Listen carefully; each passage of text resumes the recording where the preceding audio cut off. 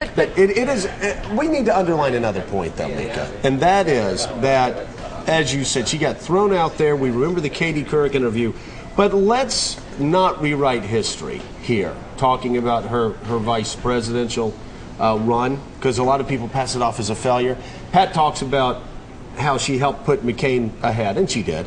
But remember at the end of the campaign, which vice presidential candidate was taken off the campaign trail? And which one was out there drawing thousands and thousands of people? It was Joe Biden that was taken off the campaign trail. It was Sarah Palin who really hit her stride at the end.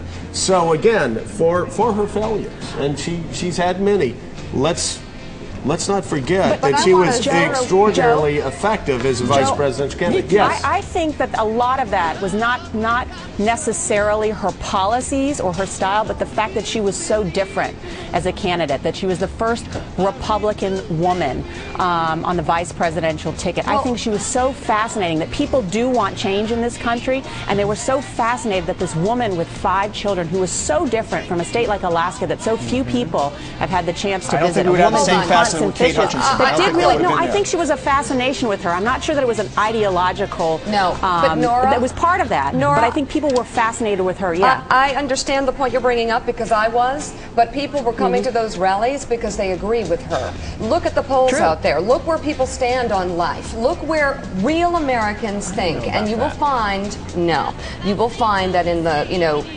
oh God, I hate to say it, but in the cities where there are a little bit more liberal elite populations, you're not going to find what's representative of America.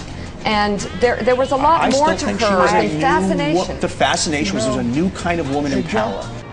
We've been getting some emails, just a few. I'm flooded with emails. Forget the hateful ones about Donnie Deutsch. Some hateful ones about Donnie. I wear them with pride. We know those coming, but these are some people upset with something you said. Yes, Chris, explain. You're getting a lot, and they're angry. I'm going to read one from Bob. This is in Peachtree City, Georgia. Sounds like a nice enough place. It's a great place. Mika, what were you thinking in making the comment about Sarah Palin connecting with real Americans? Who are the real Americans? Yeah, Mika.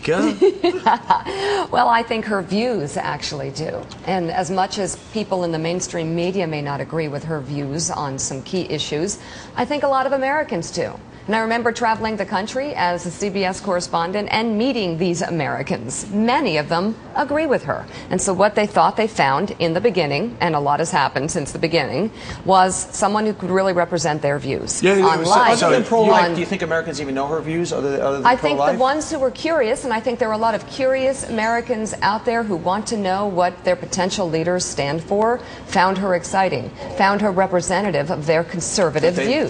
She doesn't read books, with them myself. Let's clarify, though, because you talked about real Americans. Well, what I meant was... But you're talking about, we're always exposed to people that live in New York or Washington. You're talking about people outside of the areas where everybody in the media operates. Absolutely. And also, I think much of if you look at the polls that we've been covering over the past few months, it's not just my point of view. This is reflected in the numbers. This is the first time since it started taking, I think, the Gallup tracking poll, where more Americans are pro-life than pro-choice. You know, it's also... Sarah Palin used the term real America. She talked about pro-American areas. I think that's why people are upset by what you said. Don't like the term real America. But to be clear, you're talking about people like us, frankly. People in the press who are a little insulated from the real world. There are plenty of real Americans in New York City. And by the way, all over the... I mean, you're talking about a woman. By the way, everybody take a deep breath. You're talking about a woman who was born in Manhattan, grew up in Washington, D.C., the toniest part of Washington, D.C. Stop it. And summers in Northeast Harbor, Maine. So she is one of you, so just take a deep breath. It's going to be okay. Ouch. Let's bring in right now, and you are such a Northeast elitist. I thank you for trying to reach out to those of us who live on the other side. You should have come to my hoedown in Lancaster County over the weekend. You'd think differently. Let's go, whatever.